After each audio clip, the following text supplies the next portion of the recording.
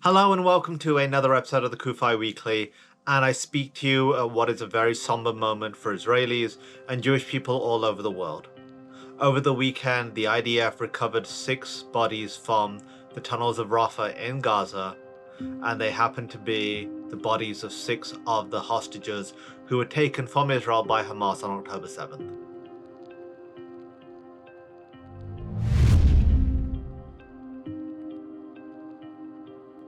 Hersh, Carmel, Alex, Eden, Or, and Almog, the 6 hostages, were murdered before the IDF could reach them.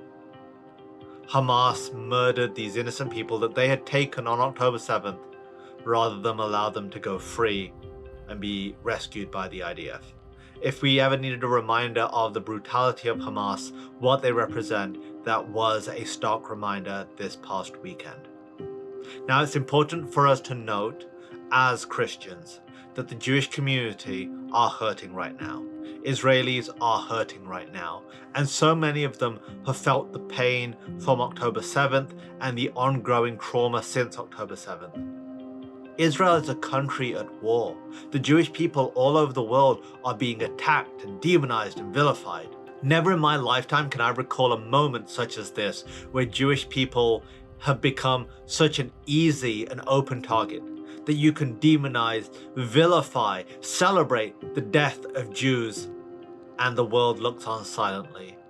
I know so many members of Christians United for Israel have been speaking out prior to October 7th. You've been holding events in your churches. You've been holding Israel You Are Not Alone events, but we must continue to step up. We must continue to step up for our Jewish neighbors. We must continue to step up for our Israeli friends. We must continue to stand with Israel and the Jewish people, now more than ever. It's important to note that Hersh Goldberg-Polin, one of the hostages who was murdered this past weekend, was an American Israeli. His courageous mom, Rachel, had spoken with so much strength, so much clarity, imploring the world to speak up, to act, to bring her son home. With Hersh's death, I think something resonated more deeper for so many people. We believed that Hersh would be reunited with his mom. Rachel's tireless efforts, the strength she showed in a situation few of us could ever imagine or comprehend being in, resonated with so many, and we all deeply believed that she would be reunited with her son. So it is truly heartbreaking that she will not be. Hersh was an American Israeli, an American citizen, yet he was murdered by Hamas. We should have done more. Our leadership should have done more.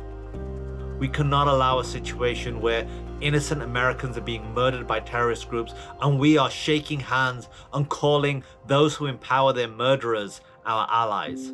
Qatar, Turkey have talked about openly how they are treating Hamas terrorists in their hospitals. Qatar has been one of the biggest benefactors of Hamas and continues to harbor Hamas leadership. Yet we call these two nations allies. Will we act? Will we say anything?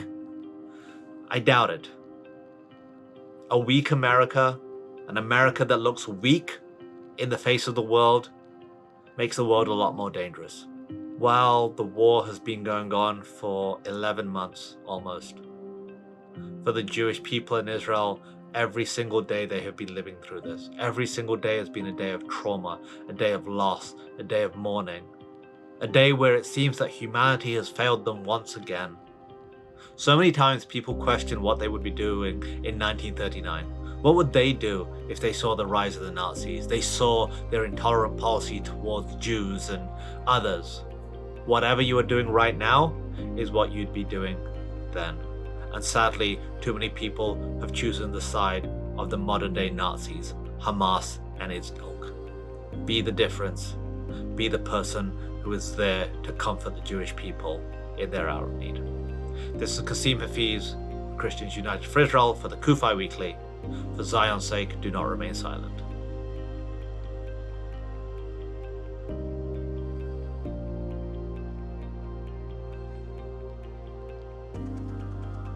Thanks for checking out this episode. Be sure to like and subscribe so you get a notification every time a new episode hits.